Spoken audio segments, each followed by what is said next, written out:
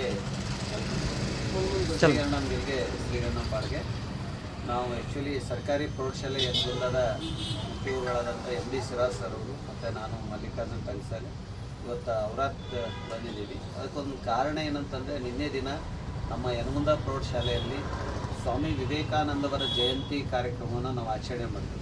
ಕಾರ್ಯಕ್ರಮಕ್ಕೆ ಮುಖ್ಯ ಅತಿಥಿಗಳಾಗಿ ನಮ್ಮ ಔರಾದಿನ ಜನಪ್ರಿಯ ವೈದ್ಯರಾಗಿರುವಂತಹ ಹಾಗೂ ಭಾಳಷ್ಟು ಸಮಾಜ ಬಗ್ಗೆ ಕಾಳಜಿ ಹೊಂದಿರುವಂತಹ ಡಾಕ್ಟರ್ ಧನರಾಜ್ ರಾಗ ಸರ್ ಅವರು ಸಹ ಬಂದಿದ್ದರು.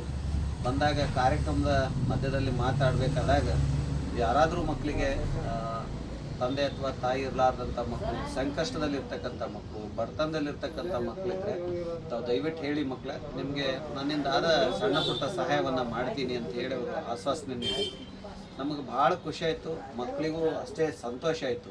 ಅದ್ರಾಗ ಬೇರೆ ಇವತ್ತು ನಾಳೆ ನಾವು ಸಂಕ್ರಾಂತಿ ಹಬ್ಬವನ್ನು ಆಚರಣೆ ಮಾಡ್ತಿರ್ತೀವಿ. ಸರ್ ಇವತ್ತು ಫೋನ್ ಮಾಡಿ ಇಲ್ಲ ಆ ಮಕ್ಳಿಗೆ ಕರ್ಕೊಂಡು ಬನ್ನಿರಿ, ಯಾಕಂದ್ರೆ ಹಬ್ಬಕ್ಕೆ ಅವರು ಹೊಸ ಬಟ್ಟೆಯನ್ನು ಉಟ್ಕೊಂಡು ಸಂಭ್ರಮಿಸಲಿ, ಸಮಾಜದಲ್ಲಿ ಇನ್ನೂ ಕಾಳಜಿ ಕಳಕಳಿ ಇದೆ ಅನ್ನುವಂತಹ ಸದಾಶಯ ಮಕ್ಕಳಿಗೂ ಮುಟ್ಲಿ. ಯಾವುದೇ ಕಾರಣಕ್ಕೆ ಮಕ್ಕಳು ಆತಂಕ ಪಡುವಂಥ ಅಗತ್ಯ ಇಲ್ಲ. ಮುಂದೆ ಓದುವಂತಹ ಸಂದರ್ಭದಲ್ಲಿಯೂ ಸಹ ಅವರಿಗೆ ಏನಾದರೂ ಸಮಸ್ಯೆಗಳು ಬಂದರೆ ಖಂಡಿತ ನಾನಂತೂ ಅವ್ರ ಜೊತೆ ಇದ್ದೇ ಇರ್ತೀನಿ. ನಮ್ಮಂಥ ಅನೇಕ ಜನರು ಆ ಮಕ್ಕಳಿಗೆ ಸಹಾಯಕ್ಕೆ ನೆರವಿಗೆ ನಿಲ್ಲೋಣ ಅನ್ನುವಂಥ ಆಶ್ರಯವನ್ನು ನಮ್ಮ ಡಾಕ್ಟರ್ ಧನರಾಜ್ ರಾಗ ಸರ್ ಅವರು ನೋಡಿದ್ರು. ನಮಗೆ ಬಹಳ ಖುಷಿಯಾಗಿದೆ. ಒಂದು ಸರ್ಕಾರಿ ಶಾಲೆಯಲ್ಲಿ ಬಹುತೇಕ ಮಕ್ಕಳು ಈ ಥರದ ಸಣ್ಣ ಪುಟ್ಟ ಸಮಸ್ಯೆಗಳಿಗೆ ಇರ್ತಾರೆ. ಬರೀ ಮಕ್ಕಳು ಆ ಸಮಸ್ಯೆ ಅದ ಅನ್ನೋದಲ್ಲ, ಅಂತಹ ಸಮಸ್ಯೆಗೆ ಸ್ಪಂದಿಸುವಂಥ ಇಂಥ ನಮ್ಮ ರಾಗ ಸರ್ ಅಂತ ಸಜ್ಜನರು ಸಹ ಇವತ್ತು ಸಮಾಜದಲ್ಲಿ ಅದಾರ ಅನ್ನೋದಕ್ಕೆ ನಮಗೆ ಭಾಳ ಖುಷಿ ಆಗ್ತದೆ.